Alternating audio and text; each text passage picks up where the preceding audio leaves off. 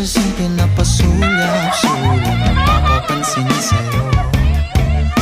Umabot sa palitan ng mga mensahe, kilig na kilig ako.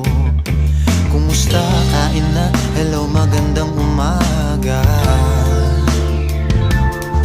Ingat ka, pahinga, huwag kang masyadong magpupuyat pa.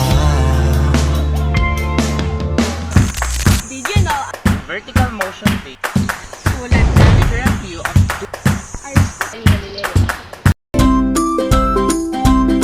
Did you know about the two views of some famous Greeks? If you want to know, what are you waiting for? Let's go! First, does any of you knows what is motion? Well, motion is the action or process of changing location or position. Now we will simultaneously know the different concept of the two Greeks, which is Aristotle and Galileo. Let's start.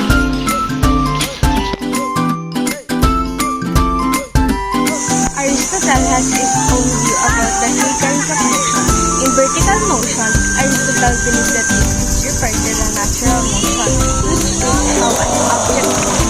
He also thought that natural motion is vertical, that's why how heavier object falls faster than light object. Second, the horizontal motion requires force to maintain the movement of any object. Tulad ng isang bola kapag ito ay gumugurong pababa patungo sa soccer field. Ang paggalaw ng bola ay nagpapatuloy dahil sa panlabas na puwersa na inilapat at kapag alisin ang puwersa sa bola, ito ay babangga sa pader at hindi nagagalaw.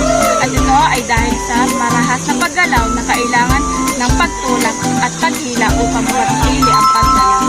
The projectile motion is Aristotle related to follow the straight or parallel path to the ground until the time of the object to fall to the ground.